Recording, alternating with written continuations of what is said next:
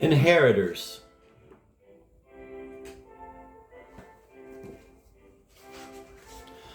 The Band, four Canadian rockers held together by an Arkansas drummer, staked their claim to an American story from the beginning. The story had its veils, but the fact of the story was plain. Quote, "This is it," end of quote, my editor Marvin Garson said in the spring of 1969, as he sent me off to cover the band's national debut in San Francisco. Quote, "This is when we find out if there are still open spaces out there," end of quote. Marvin was a New Yorker. Living in California sometimes made him talk like Natty Bumppo, but his words were accurate. By out there, he meant right here, and he was talking about the band because it was obvious they were committed to the very idea of America, complicated, dangerous, and alive. Their music gave us a sure sense that the country was richer than we had guessed, that it had possibilities we were only beginning to perceive. In the unique blend of instruments and good rhythms, and the shared and yet completely individual vocals, and the half-lost phrases and buried lyrics where there was an ambiguity that opened up the world with real force. The songs captured the yearning for home and the fact of displacement that ruled our lives. We thought that the band's music was the most natural parallel to our hopes, ambitions, and doubts, and we were right to think so. Flowing through their music were spirits of acceptance and desire, rebellion and awe, raw excitement, good sex, open humor, a magic feel for history, a determination to find plurality and drama in an America we had met too often as a monolith.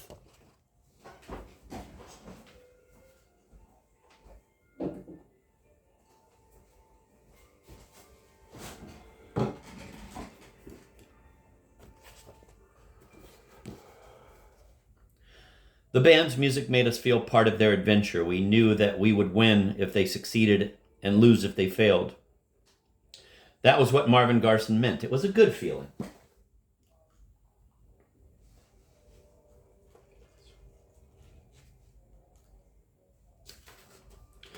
Crossing the border. When the band surfaced in 1968 with music from Big Pink, they had been playing rock and roll music for more than half as long as there had been such a thing.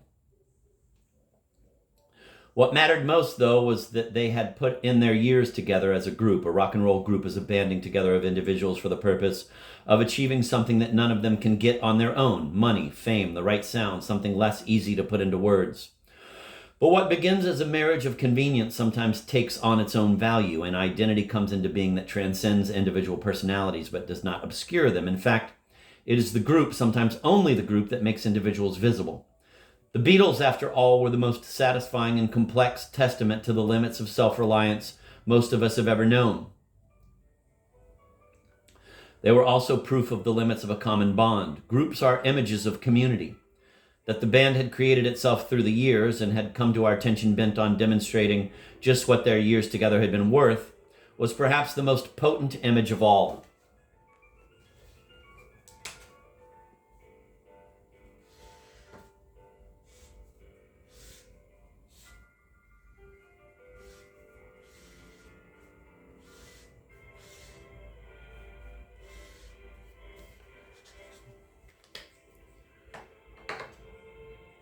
I'm going to reread that paragraph. When the band surfaced in 1968 with music from Big Pink, they had been playing rock and roll music for more than half as long as there had been such a thing. What mattered most, though, was that they had put in their years together as a group. A rock and roll group is a banding together of individuals for the purpose of achieving something that none of them can get on their own. Money, fame, the right sound, something less easy to put into words. But what begins as a marriage of convenience sometimes takes on its own value. An identity comes into being that transcends individual personalities but does not obscure them. In fact, it is the group, sometimes only the group, that makes individuals visible. The Beatles, after all, were the most satisfying and complex testament to the limits of self-reliance most of us have ever known. They were also proof of the limits of a common bond. Groups are images of community. That the band had created itself through the years and had come to our attention bent on demonstrating just what their years together had been worth was perhaps the most potent image of all.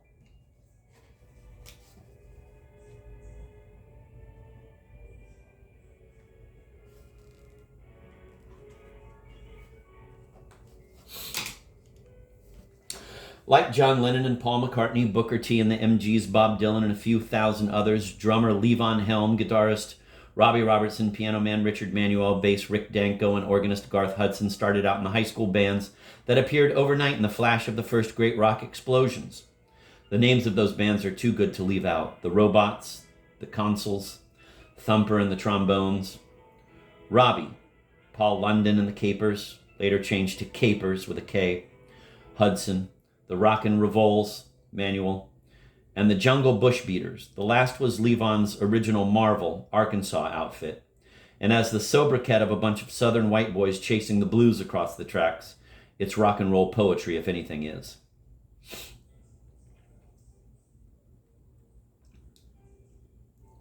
Still in their teens in the early 60s, they came together in Toronto as the Hawks, backup band for Ronnie Hawkins, a small-time Arkansas rockabilly singer who had brought Levon north with him around 1958.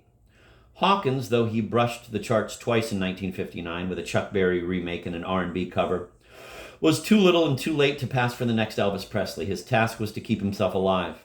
In the USA, he was one of too many. In Canada, where authentic American rockers were a solid commercial rarity, Hawkins could bill himself, quote, the king of rockabilly, end of quote, and get away with it. Sometimes he liked to call himself, quote, Mr. Dynamo, end of quote. It was, as so many have testified, better than working. Ronnie Hawkins was a windjammer in the grand style. He claimed to have picked cotton right alongside Bo Diddley, to have made the first rock and roll record of all back in 1952. No one, so far as I know, has ever found it, but Hawkins, keeping his story straight, says it was the first version of Bo Diddley. To have passed up a chance for stardom when he graciously offered the sure hit, quote, it's only make-believe, end of quote, to his old pal Conway Twitty. To know more back roads, back rooms, and backsides than any man from Newark to Mexicali. His singing was only fair, though in one sense it was quite distinctive. Hawkins is the only man I have ever heard who can make a nice sexy song like, quote, my gal is red hot, end of quote, sound sordid. Quote, none of us rock and rollers could understand all that fuss about Jerry Lee Lewis marrying a 13-year-old girl, end of quote. He is reputed to have said, quote, all us Southern cats knew she was only 12, end of quote.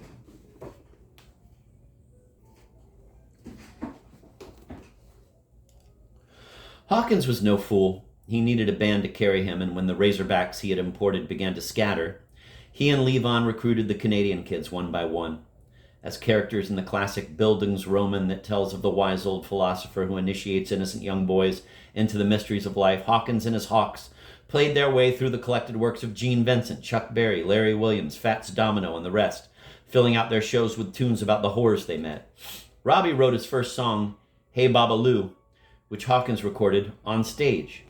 Manuel and Levon handled most of the singing. Quote, when Ronnie sang, end of quote, Robbie remembers fondly, quote, we had to count out the beat for him. It was, quote, oh, Carol, 1, 2, 3, 4, don't let him steal, end of quote. The Hawks were looking for their music. When Robbie was 15, Levon took him into the South with hopes of putting the Bush Beaters back together. That came to nothing, but the trip changed something in Robertson. Just what it was is elusive even to him. But listening to the man retrace his steps, one gets the sense that an enormous creative ambition was set free when he discovered that the place that had put magic into his life was real. There had been the music, of course, rock and roll from Memphis, rock and roll from New Orleans, and Robbie had already had the beginnings of his idea that the land makes the music. But there were also the family histories and local legends Levon had told him, the inexplicably exciting foreign names, suddenly right there on billboards and coming over the drifting southern radio dial, in between the fiddles and sermons, names like, quote, Dr. Pepper, end of quote, and, quote, Cocoa Bars, end of quote. There was the fact of seeing people, black and white, living out the sounds he had heard on his records. The reality only made the magic that much more fierce. Here was a different world with more on its surface than Canada had in its abyss. You could chase that world, listen to it, learn from it. Perhaps you could even join it.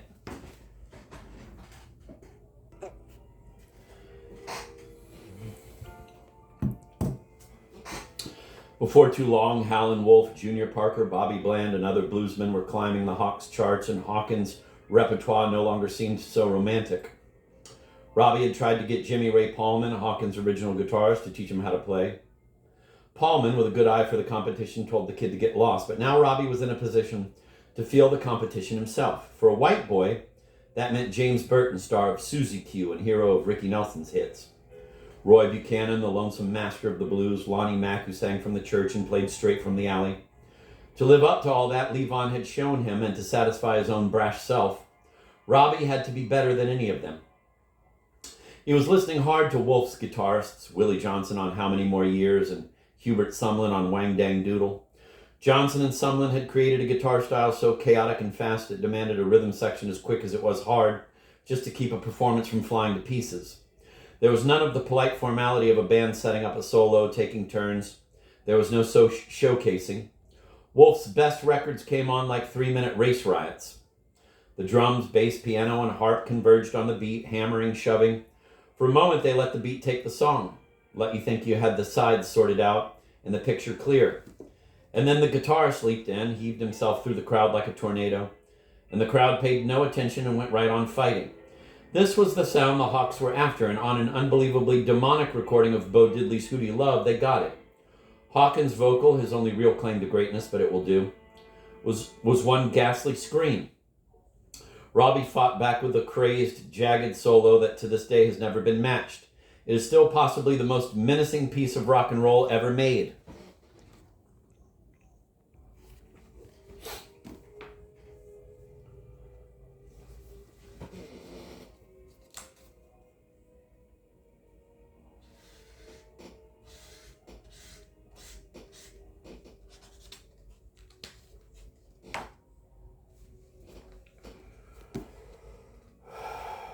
The Hawks, however, did not need their front man fooling around in the studio after the dry sessions for Hawkins' Mojo Man LP.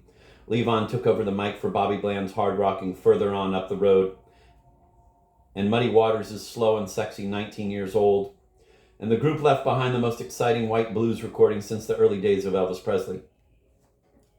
White blues doesn't really describe the music, though they were white and the songs were blues. Levon's singing and Robbie's guitar playing fell into no genre. This wasn't like the early Paul Butterfield Band or John Hammond Jr. to be judged on how precisely the white music matched the sound of the Black Idols. The Hawks were a long way past questions of technique. The problem was to find out what they could do with that technique. Unfortunately, they were making music in a vacuum. In America, those great sides were never released, not that they would have fit the commercial demands of the radio anyway. Like most of the best bands forming at the time, the Hawks were a walking jukebox that played only other people's hits. And the jukebox was a few years out of date to boot. Over in Hamburg, the Beatles too were jamming out 5 sets a night as John Lennon shouted "Dizzy Miss Lizzie" with a toilet seat around his neck. Van Morrison and the Monarchs were peddling their Ray Charles imitations to homesick GIs in Germany. The Rolling Stones were up all night trying to figure out how Sonny Boy made his harp sound like that. Elvis was having fun in Acapulco. And Creedence Clearwater, calling themselves the Blue Velvets, were scuffling up and down the road from Sacramento to San Jose, fighting a battle of the bands with Peter Wheat and the Bread Men while John Fogerty scribbled the Bayou fantasies that would lift him out of a world he hated. In the early 60s, rock and roll was a waiting game. After a year or two apprenticed to Hawkins, Levon led the band out on their own as Levon and the Hawks, sometimes as the Crackers, sometimes as the Canadian Squires. They traveled Hawkins' circuit of honky-tonks and dives, a tough, loud band that played, as Garth Hudson once put it, quote, "for pimps, whores, rounders, and flakeouts," end of quote. Quote, "We had one thing on our minds," Robbie says, "stomp." They cut occasional 45s whenever they found someone to let them into a studio. Go, Go, Liza Jane, the old folk song, a good hard punch-out of a record called Leave Me Alone, an odd churchy paean to This Righteous Land, with the even odder title of The Stones I Throw Will Free All Men. Crude stuff, but hopeful. Quote, "Down in L.A., you know they got everything," end of quote, Levon sang on Quote, "moved out there, became the new Southern king," end of quote. This was not earth-shaking. By 1965, the Beatles and the Stones were running the scene. And from their name to their nightclubs, the Hawks were an anachronism. Still, they built up a vague word-of-mouth reputation on the East Coast. Eager to take on the world with a new sound and perhaps feeling a bit anachronistic himself, Bob Dylan got in touch. The combination clicked. Suddenly, Dylan was singing like a demon, and the Hawks, never introduced, always anonymous, twisted around him with a noise that not even they could have been prepared for. The Hawks backed Dylan through the rough, mean tours of 65 and 66, and the Stones sat in the audience. The Hawks left the stage as the best band in the world.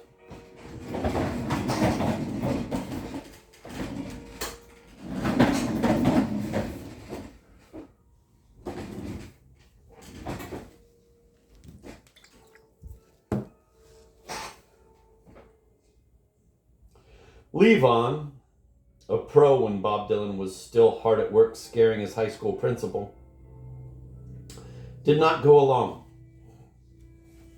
The Hawks, after all, had been his band. But when the Canadians followed Dylan to Woodstock once the tours were over, Levon joined up again and the band made a second founding. Out of all this, they fashioned a music that sounded not at all like what had preceded it. They seemed to draw less on their old music than on the friendship they had discovered making it. Calling themselves, quote, the band, end of quote, was proof of their arrogance. But there was a depth of experience in their music that could not be denied, and the fans they won had no wish to deny it. It was, in fact, precisely what a lot of people were looking for. In 1968, rock and roll was coming out of its San Francisco period. Psychedelic music, rebel energy, father, yes, son, I want to kill you, drum solos, drug visions, bright and happy dancing crowds of fabulous euphoria in the middle of a war, innocence and optimism running straight into the election of Richard Nixon.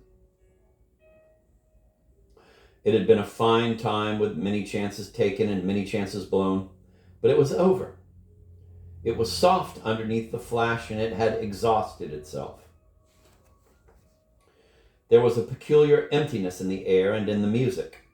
Sgt. Pepper, generally enshrined a year earlier as the greatest achievement in the history of popular music, by some in the history of art, now seemed very hollow, a triumph of effects. The yippies showed up to take over the politics of the decade and defrauded them. There were heroes and heroines of the era just past who had only a year or two to live. Some of the political heroes had already been murdered. We had gone too far, really, without getting anywhere. With Bob Dylan, the band had seen much of this world from the inside, seen it as it was born, even helped bring it into being. But they came through on the other side in a place very much of their own making. They stepped out very consciously as an alternative.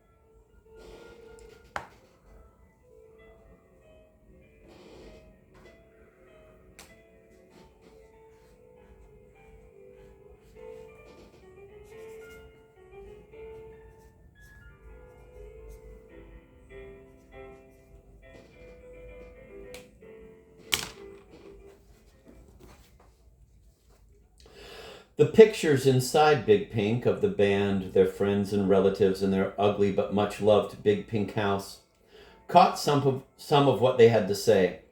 Against a cult of youth, they felt for a continuity of generations.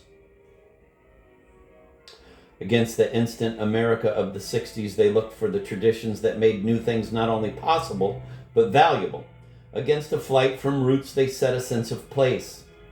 Against the pop scene, all flux and novelty, they set themselves, a band with years behind it, and meant to last.